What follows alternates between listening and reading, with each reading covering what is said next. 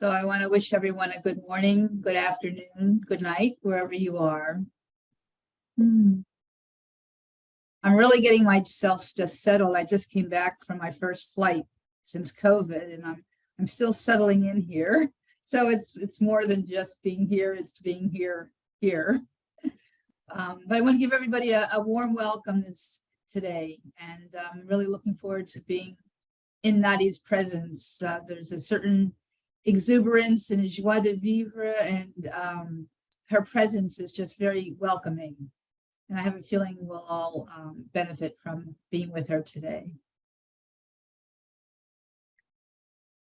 Okay. Were you ready for me to come in there, Melinda? Please. I'm so delighted to have Naty here with us. Naty represents for me some spirit of the forward movement of focusing and focusing-oriented therapy. And Naty, your enthusiasm is just so infectious, and we need that these days. We need that just delight in the treasure of what we know of the world in focusing. Naty is a new coordinator, and is from Brazil and from Argentina, and lives in Argentina. And we got her name wrong. Naty, your last name is not Quinn, right? Your last name is... It's Calvino. I'll say it for you because it's a mouthful. It's Calvino. Calvino. Calvino? Yes. I'm so sorry about how I massacre these words. But Naty has been enraptured with this whole notion of what the therapy process really is deeply. And Jean's term, which I sort of made a term, I think, or maybe others of you also did, but he talks about the big therapy process, which I love. And Naty and I are going to be in dialogue about that. Mostly Naty is going to be speaking to you, but of course I'm going to put my 2 cents in there too, because I love this topic so much. What am I forgetting to tell you?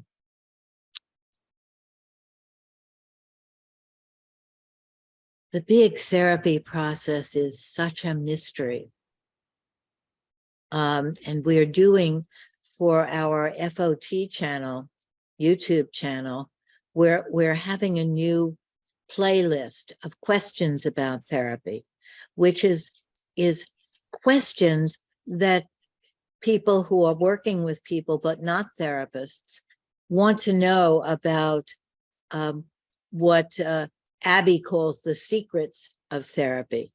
And so Naty talking about the big therapy process fits in so well with that theme of really looking at what we mean by therapy, because sometimes therapy and focusing teaching and mindfulness training and coaching all get sort of blended together. But there is something very particular about the calling of therapy.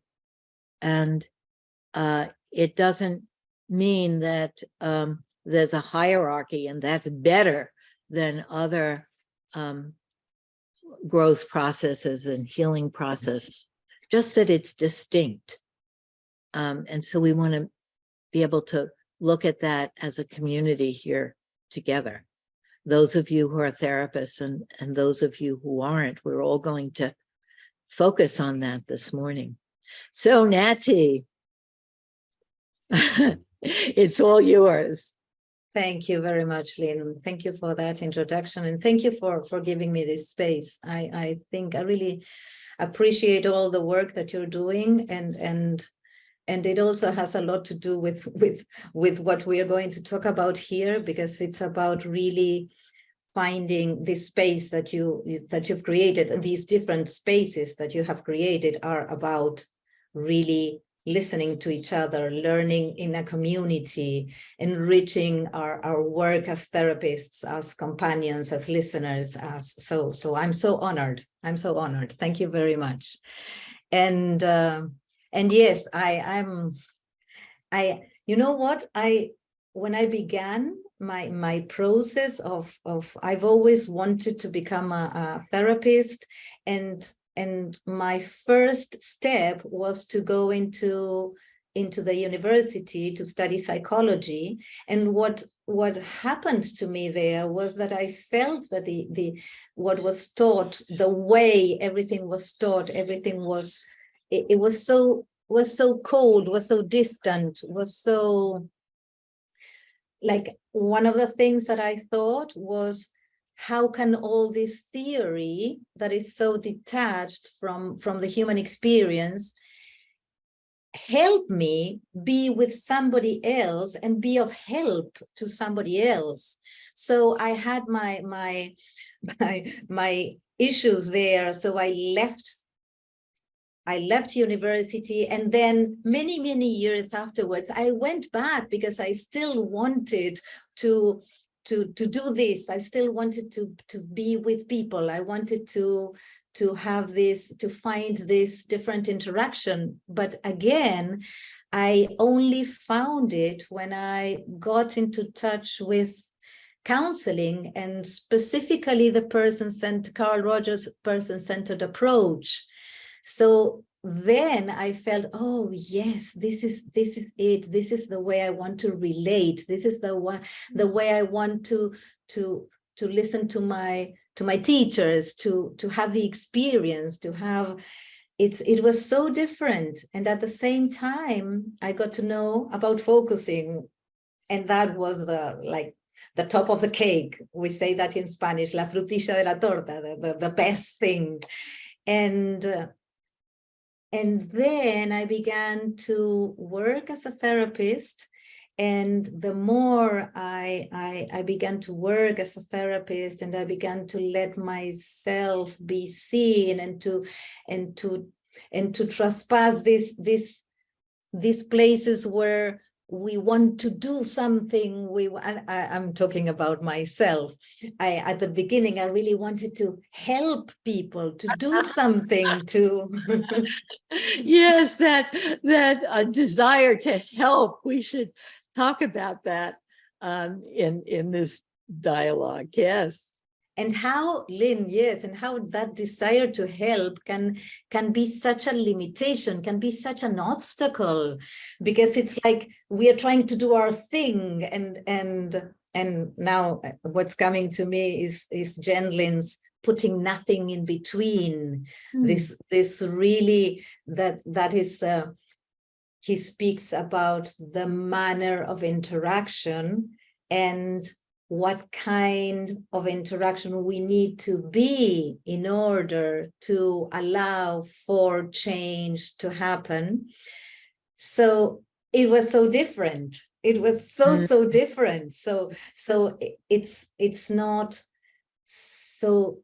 When I could really realize that the most important thing that I could do was to really be present. Really be present there as a human being, as Jen Lynn says, to be present as a living being, to see.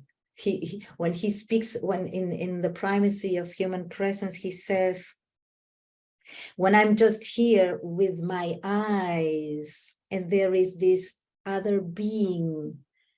So this is what I feel is so important, to really be there. So there are many things that we as therapists can do and also be, but the being is so important in this interaction. The being that is seeing the person there, and that has this attitude of really wanting to see the person there behind the issues, behind the situations, behind the problems. Yes, yes, yes, yes. And what a difference it is when you're seeing the person behind the eyes and you're taking in the amazing miracle that that person is, that world, that whole world that that person is, rather than seeing what is the problem and how do I fix it? And what is wrong with this picture? You know, why are they being that way when that's self-destructive or self-limiting? They could be this way. And why aren't they focusing more or inside? Why are they saying it like that?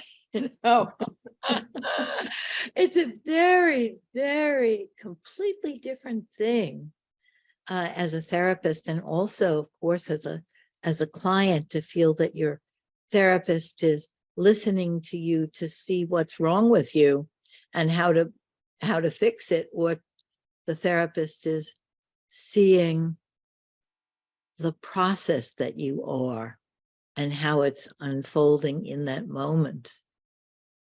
You know, Lynn, what you're saying, I have many, many quotes here, but what you're saying leads me to a wonderful quote from Martin Buber that I want to share with you all. And I would like to invite you to listen to it with our whole bodies. In this way, we listen in this different way. And he says this: the perfected man does not interfere in the life of beings. He does not impose himself on them, but he helps all beings to their freedom. And here he's quoting Lao Tse. Through his unity, he leads them to unity. He liberates their nature and their destiny. He releases Tao in them. Oh. And I find this is so enriching, because when we allow for this space to be created where we really listen, where we really receive the person there. First of all, this is something that we all need. we all need to be seen, to be really seen for what we are. So when this happens, there's something that opens up as if there's a kind of spark, because the person is seen and that they can allow themselves to be. So this is the type of interaction that I think and I believe Jan is speaking about, that it has to be, in somewhere he says that it has to be a different interaction to the interaction that happened when a stopped process happened. So when we are that different type of interaction, there's something, and those stopped processes there are allowed to move forward in so many different ways. Yes, yes. It's seeing that healing in the moment, rather than only looking at it over a span of time. And that as we speak about something that's traumatic or hurtful, or that we're caught up in, and the person sees us, we feel in that moment a kind of release, a kind of letting go, or the picture being bigger. I think it was Brother David that said that it's in being known that we know.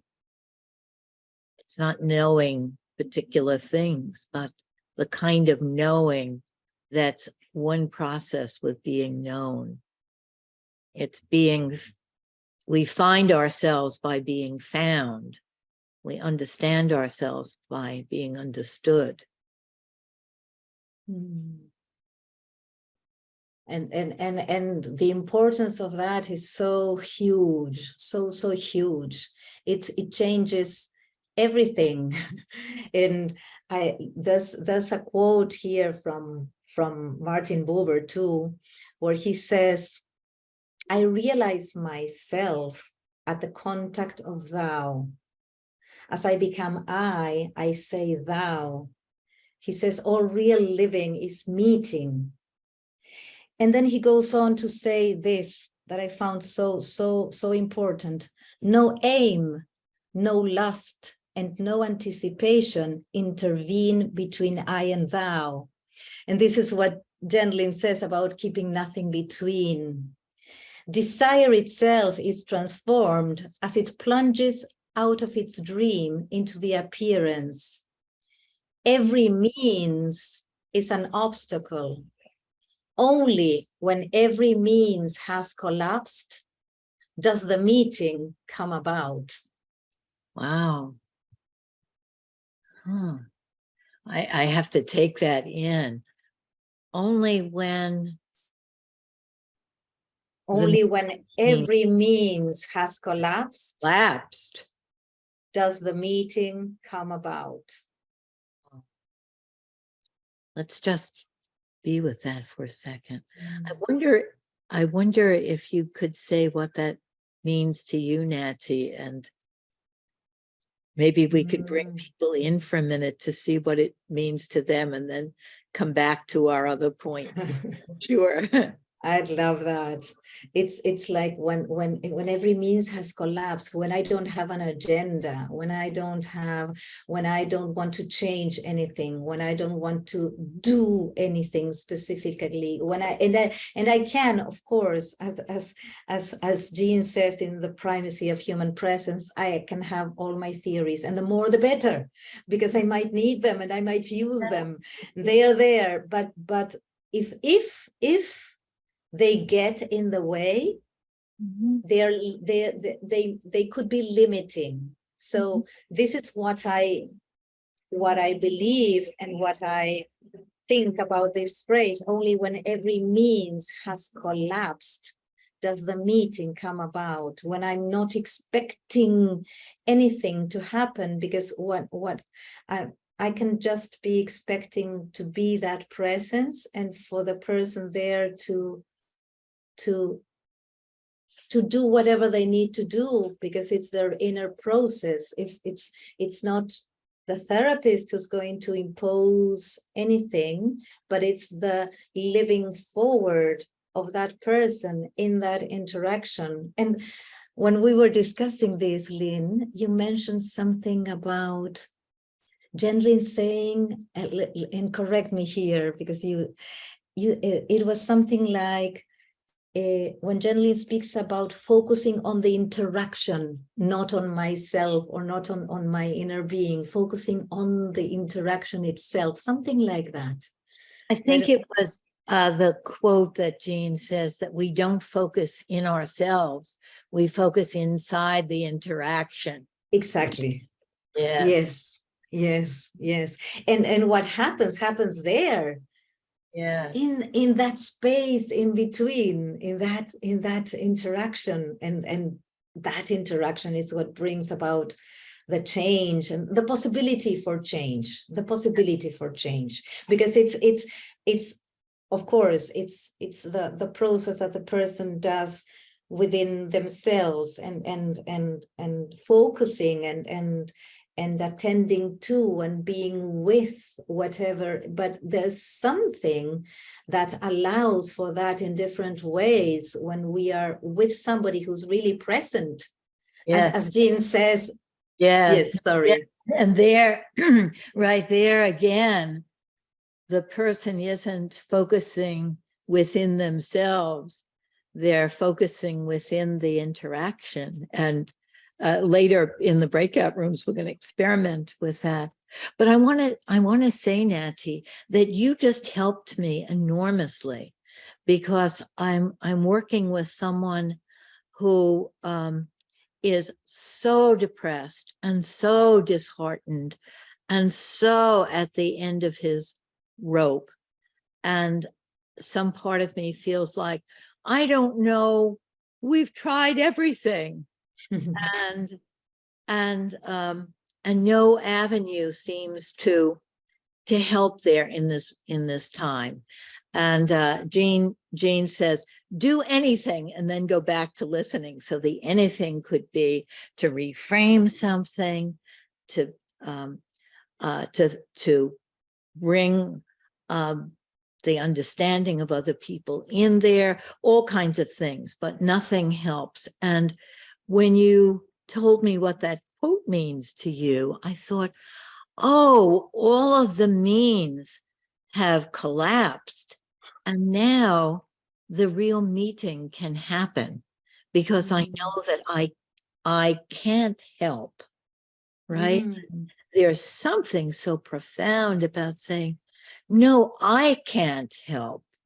There's a big process that has us, that we are within this big life process, this big evolutionary process, this big carrying forward process that is in most cases stronger. It's always in some way stronger than the what crushes us, right? And that we're within that process. So I don't have to help. Wow, and that's so liberating also. As I was sharing before, when I started out and I had this feeling that I had to help. Oh, and that was so, so not like that. And this just knowing that the best thing that I can do is to offer my real presence, but the really being presence, and that is different, because I can be present, and I can be really present.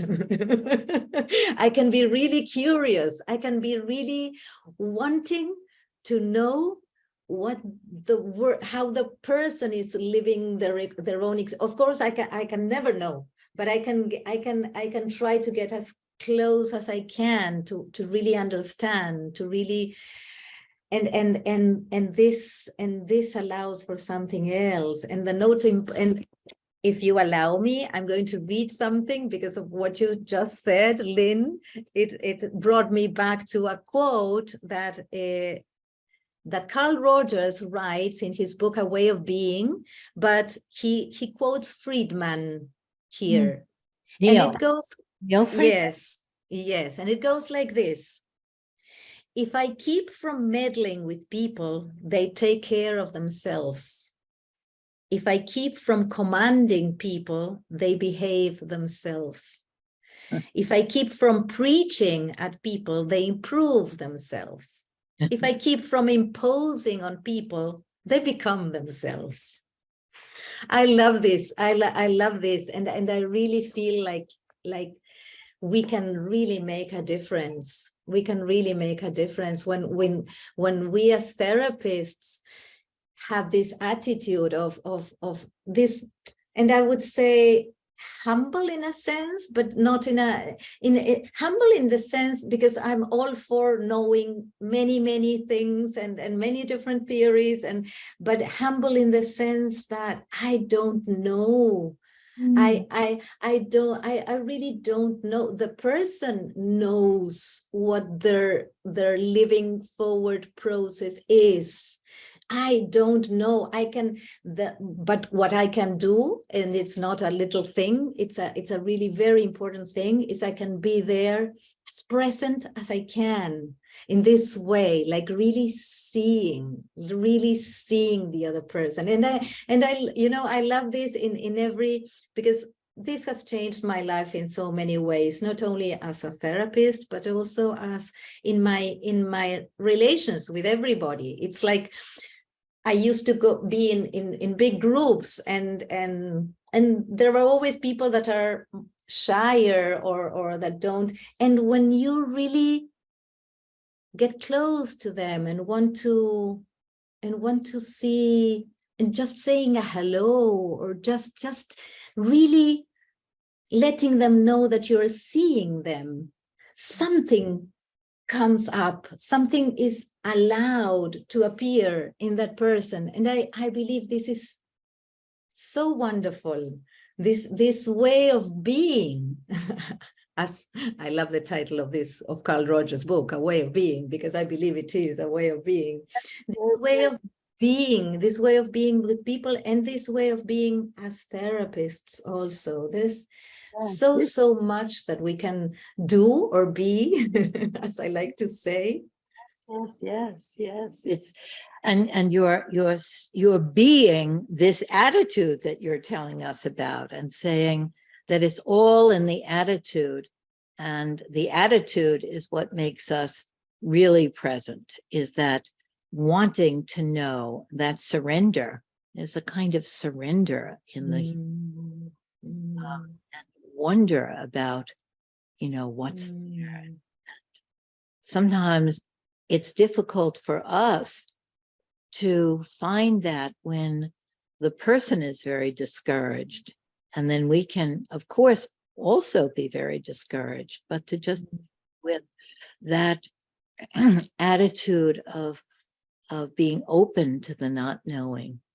I'm wondering, Naty, if we should bring people in here now to see what has come in them with what we've said. Oh, I'd love to hear from people. I'd love to. Yes, of course. If anybody wants to share something. Okay. Maybe people need a breath here. Lenore has her hand up. Yeah, hi. As you were saying this, hi, Naty. There was the sense of quiet when I'm in a really quiet place and I can step back and not have it's like my space has to be cleared in order for me to really be present. And when I'm in that zone, it feels wonderful. Obviously, I'm not always in that place, but it feels good, because then I can really be open to receiving and hearing in a way that I normally wouldn't be. Yes, that Wanted space. to thank you for this. Thank you for saying that, Leonore. And that space that has to be cleared, that like and that allows you to be open. And what I wanted to add also is that when I can be in touch with that, when I can be in that clearer space, I can be in touch with my felt senses that are the interactions felt senses, as we focus on the interaction, not on it's, and then something else can be shared there, can be brought there, because then what I'm sensing, I can share something, I can offer something to the other person that comes from this felt sensing in the interaction, and that might help, of course, and that might open up. So the more I'm in this is what I believe, the more I'm in this clear space, I can feel more into what's going on with what's happening there, and my felt sensing is there, and can be so enriching for the client, for the person, for whoever. Thank you, Naty. Thank you, Lenore. Something that comes for me is that there's a beautiful recursive process in this. A perfect and beautiful trap for me is like, aha, if I am being this way, if I can be that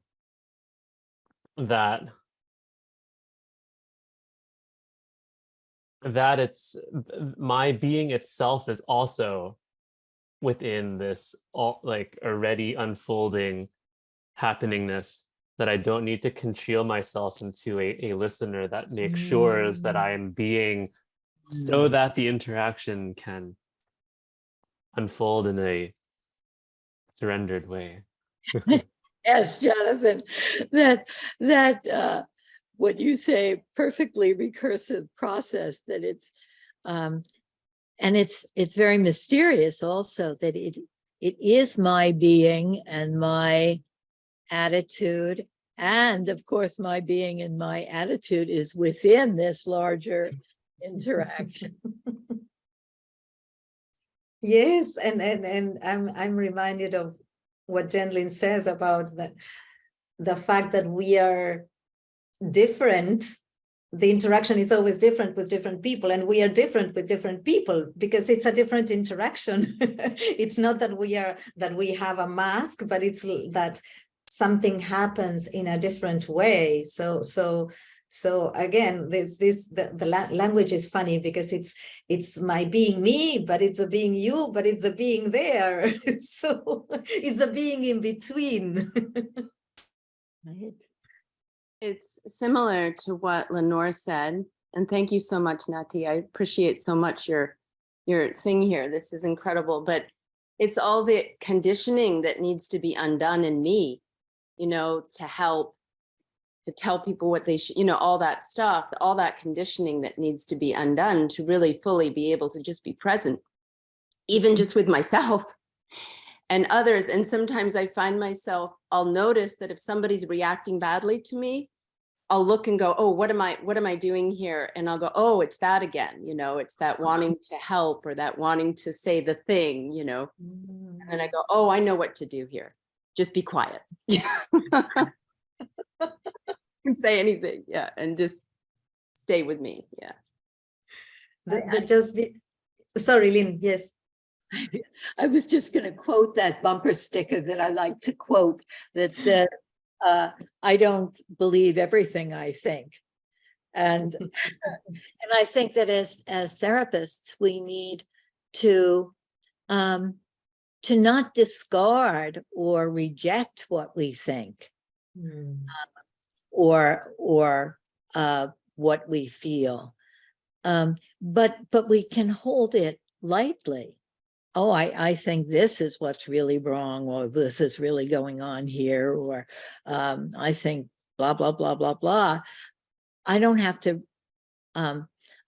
to scold myself for thinking that, but I can say, oh, you know, that's not between us, but that's right over here, my thinking that. Maybe it will be useful, maybe it won't be useful, but I don't have to be wedded to it. Does that speak to what you were saying? Oh, yes, yes. Yeah. Yes, good. Yeah. I'm sorry, I interrupted you, Naty. No, it's wonderful. I love this, what you said, the conditioning to be undone, and your wonderful way of doing it, going back to the silence, going back to being silent, to be silent and say, oh, okay. And then what you said, Lynn, I like not discarding what we are thinking or feeling. And I always go back to something that Rogers said, that is when I'm sensing something and I can offer it to the person and this is a thing, in a tentative way, like not in an imposing way, but I find myself doing this a lot when I'm with a client or listening. So I can say something like, oh, when I hear this, there's something that comes to me as, I don't know if this resonates with you. I don't know if this does something in you. And then, as Jen Lynn says, if it doesn't, we go back to, as Jen Lynn says, oh, you were saying. Right. That's right. And I love what Jean says about a sensitive therapist isn't the one that says the right thing or knows the right thing. The sensitive therapist is the one that looks carefully and feels carefully after everything you've said, and sees what it did. And when the person looks puzzled, you say, "Oh, forget that." Oh, that wasn't helpful to say that, or oh, you really took to that thing that I said. Yes, there's a sensitive therapist is the one that can also be corrected. That can also be corrected.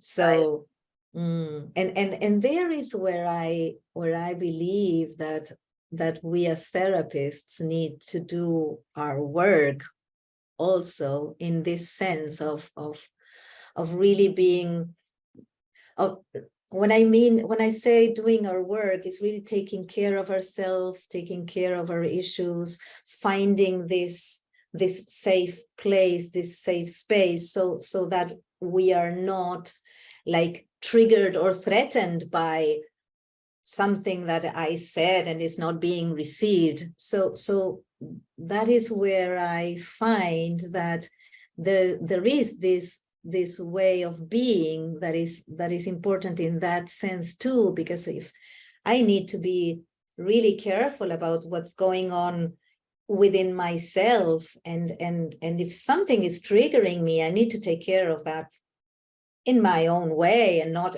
allow that to be an obstacle, again, keeping nothing in between.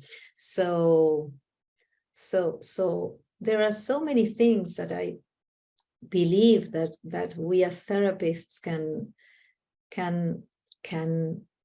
and again, I'm using the word do and be, because it has to do with being, and it also has to do with doing, because there's something that we do in a way, and but that comes also from a way of being, from how, again, as Leonor was mentioning, and Steph, if I can be this clear space and as much in contact with what is, so as Rogers would say, as congruent and as real as I can be, a real person with another real person, that is going to allow for something else to happen, for something different to happen. Let's see here what's happening in each of you. Just whatever is there. Hello, this is Jen. Well, what's coming up is I have something important coming up, and namely seeing my son and grandchildren who I haven't seen a lot in person in 3 years. And now they just moved back to the States from Thailand. We've been online a lot, of course, and we have visited them once or twice. And we have a very close relationship. But yeah, I was anxious about our first real meeting up again in the States here. And so all of this is extremely pertinent. It's like, don't come in with an agenda, like it'll be so important to just be there and see who they are after this extended time.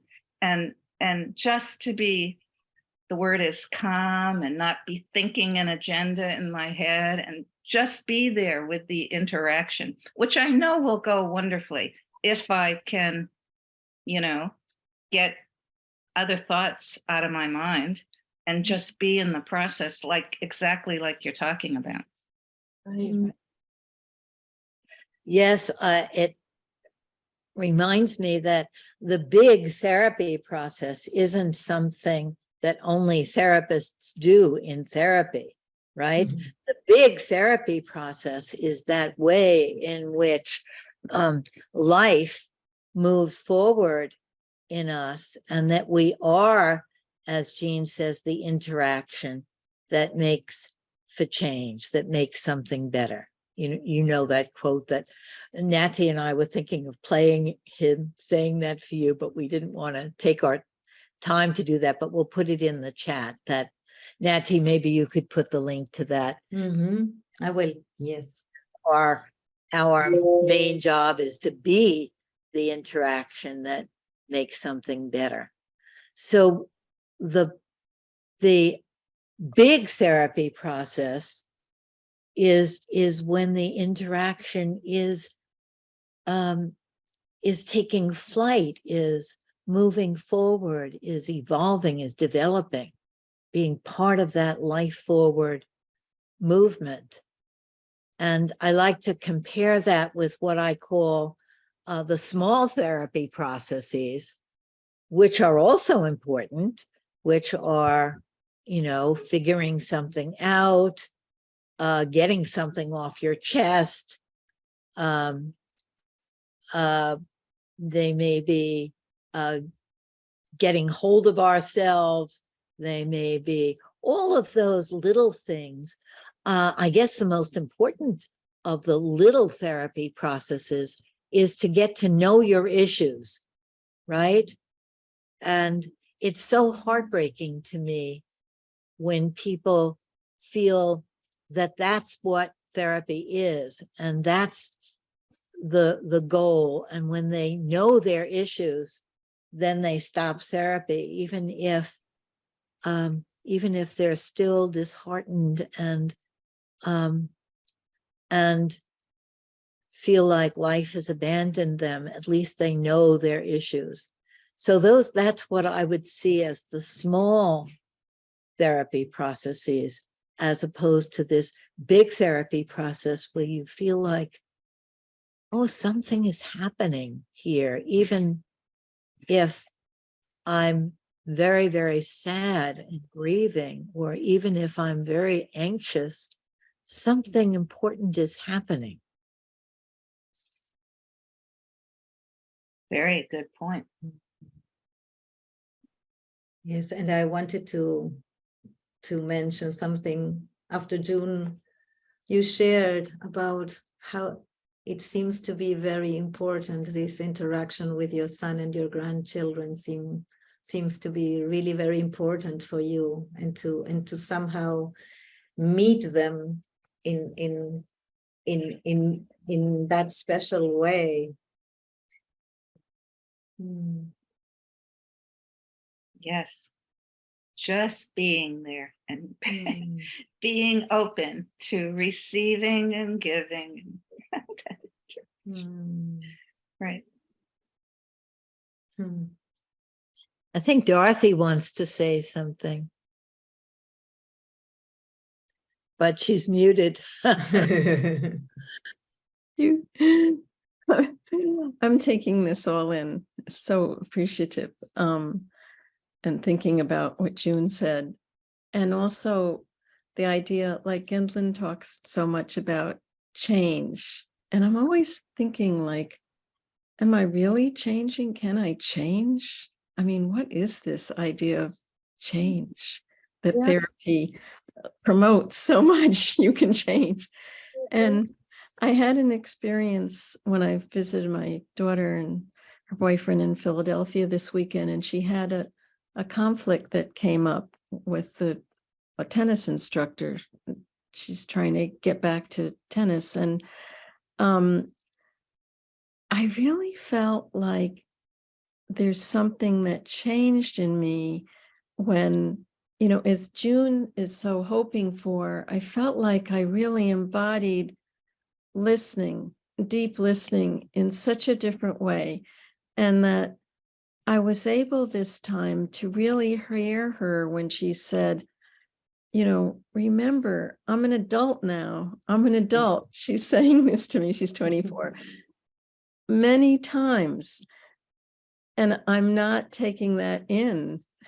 And what I'm getting is like, I'm trying to impose what I think rather than just be there and listen. And I like had this experience of listening as she went through her story about what happened. And I just watched her like slowly shift in her own way of how she saw it all and what actions she wanted to take, from like kind of like when you're in upsetment versus like moving to another place.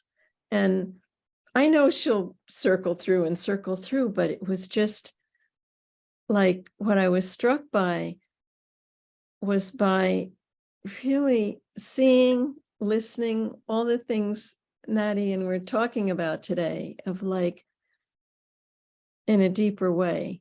It's amazing to me how the judgment just like boom, boom, boom. And we do have, I don't like the word control, but we do have, I'm searching for what word I want, a way of doing it differently, of not letting it just, these judgments pour out of us, but just like putting them over here. As Lynn said, we don't throw them away, they're part of us, but we don't have to bring it in the middle.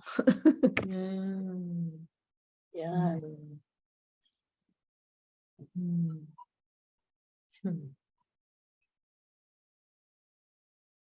Can I just say, I loved what you said, Lynn, before, hold them lightly. That really resonated for me. Just the judgments are there, but hold them lightly. Don't like have that intensity around it. Right. I wanted may I say something to Dorothy? Of course. I just wanted to say, I just celebrate the fact that you recognize that you did it differently. You did change. You have changed. And it just came so organically. You didn't realize you changed until you look back and thought, oh, I did that differently. Yeah, it's wonderful when that, and I shouldn't say when that happens, that's how it happens. Is you've imbibed so much that now it's just like, the cup fills and then it overflows. I'm so glad that we're talking about this word change. What does it mean to change? And sometimes people feel like, well, I'm not a good way, and then I have to change to be a good way, to be acceptable, or I'm traumatized and I have to heal, and then I'm going to be this different person, and that will be the change. And so the word change is sort of misleading. It's not like we're going to become somebody else, but that we are change. I mean, life is change. Nothing stays the same. We're all changing and growing in some kind of way. And maybe the big therapy process is participating in the change that we are. Having a vote about how we mature day by day, moment by moment, and not rejecting who we've been for somebody better that people are going to like more, but being part of this process of unfolding. I want to say something about the listening aspect. Part of my work has been body work as a craniosacral-therapist, which is a form of very subtle work, very similar to focusing, but hands-on. And listening is a very big part of the work. And I find myself often when I am working with somebody, there's like two aspects of myself. One is saying, you got to create a result. You got to do something. And the other says, you just got to be present. And what I noticed, and it's like, it's a little fight inside. And when I notice that I'm present, the body responds in such a way that it opens in such a way that it's phenomenal. That's all I have to say. It's a phenomenal, and because you sense it in your hands, it's like, oh, I would never be able to do something like this if I were pushing for the result. And it's and that's magic to me. That feels like magic. Right. There is something magical about the big therapy process. Yes, exactly. And I can imagine this, you read this, feeling it in your hands. Yes. How amazing. I It don't is work. amazing. It is Yeah. amazing. It's like you can't, it's like birth, you know, it's like something, Yes. Yeah, so fresh. Yeah. I love hearing about it. Fresh. Yeah. Fresh. And this word that you use, fresh, and Lynn, what you said, you use the phrase participating in the change. And this is about being present in to ourselves and in ourselves, and being more and more conscious, and being able to register, as Dorothy was sharing, when you were able to be there, and you were already registering all this. That was what was happening with your listening to your daughter. So, and this is so wonderful, because the consciousness, the registering, and we can go back to our old ways, or our conditioned ways, but then there is always this different way, because we are this process, we are this all changing all the time. So even though we can go back to these old ways, we have more awareness, we realize it quicker or faster, and then we can go check ourselves, or as Steph said, okay, when I realize, I keep silent, and then I go back to myself, and then I go back to getting to this center, and being with all of that too. So powerful, so powerful. And change is it's like ongoing. It's never ending, and how amazing it is that we can be with this ongoing change, moment to moment, allowing for this, and giving space for this. And what's coming to me now is when Jen Lynn speaks about, we usually focus on the negative things, and then when there is something that is life moving forward, it's also so important to integrate that, to really catch it.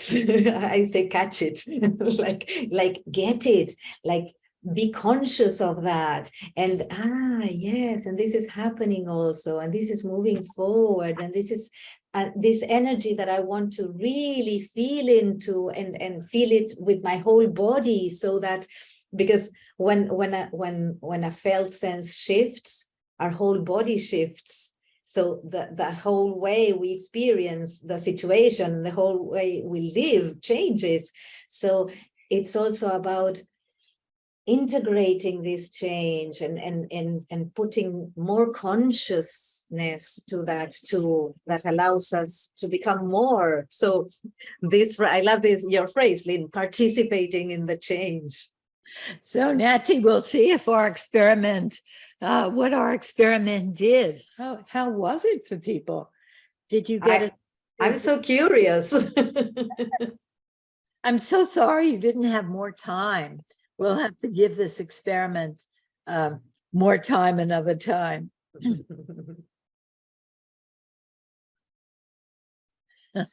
Olivia, you look very happy. What happened to you there? I love your smiling face, Olivia. Thank you. What happened is I break the box called focusing I put myself in. So that's part of my life processing right now, is break the boxes of any concepts, any process, any things I'm supposed to do a certain way. So I had a very freeing experience, which I realized it's a focusing spirit that I'm really following with the implied, even out of any framework that called a focusing process. Yes. We should also have, instead of only the concept of the big therapy process and the smaller processes, but the big focusing process, focusing processes. Yes, there's this sense of freedom from what you're sharing, Olivia. Something felt really free. Yeah. Thank you. Thank you. Anybody else? And it's interesting. Olivia and I had different experiences. We were just silent for the first few minutes. It was just the two of us. But I felt somewhat stymied without some verbal interaction, not having known one another. And it feels for me that those moments of pause and silence are more valuable. I don't know if that's the right word. When there's more understanding, but more interaction between, for me, the two of us. So that was but it was wonderful. We took a few minutes at the end to just really focus a little bit, for a couple of minutes. And Olivia had that opportunity to really look at being out of the box, which was quite wonderful. We were speaking at that point. Which was a wonderful little bit of interaction. And I could identify with that desire as well. I always find it really difficult to focus just within myself. And I love the verbal interaction, but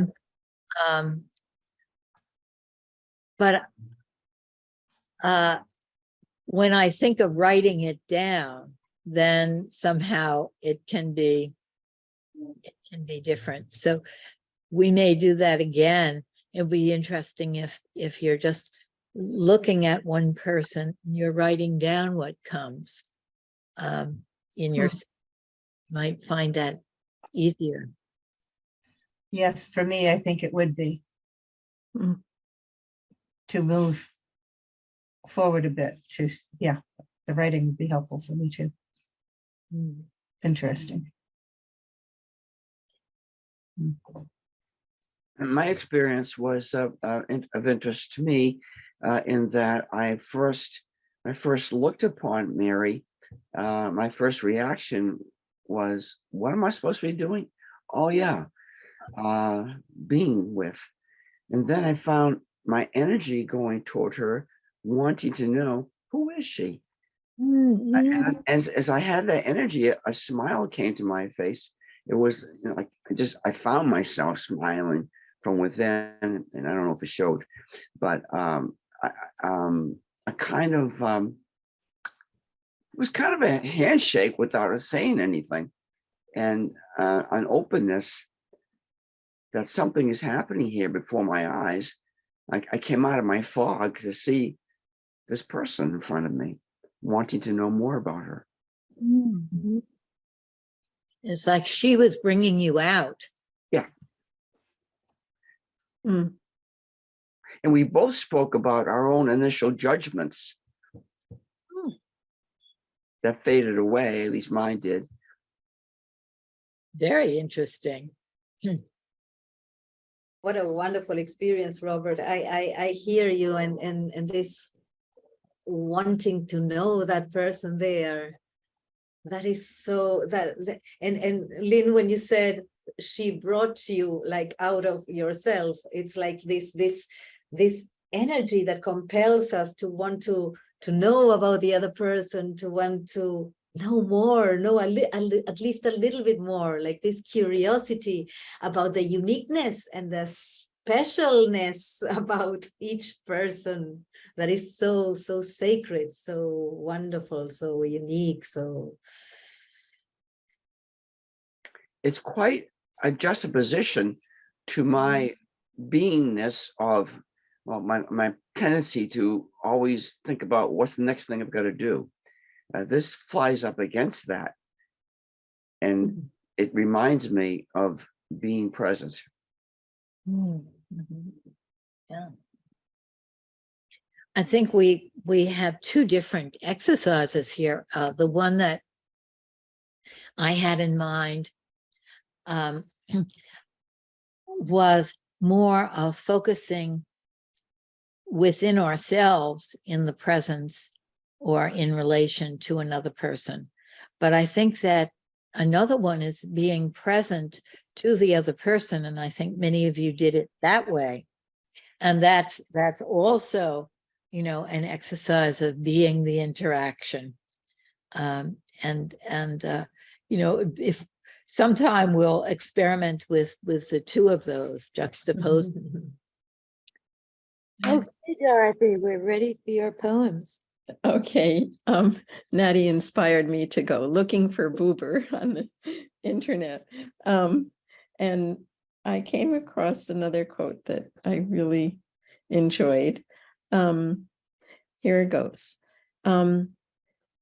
In spite of all similarities, every living situation has, like a newborn child, a new face that has never been before, and will never come again. It demands you a reaction that cannot be prepared beforehand. It demands nothing of what is past. It demands presence, responsibility. It demands you.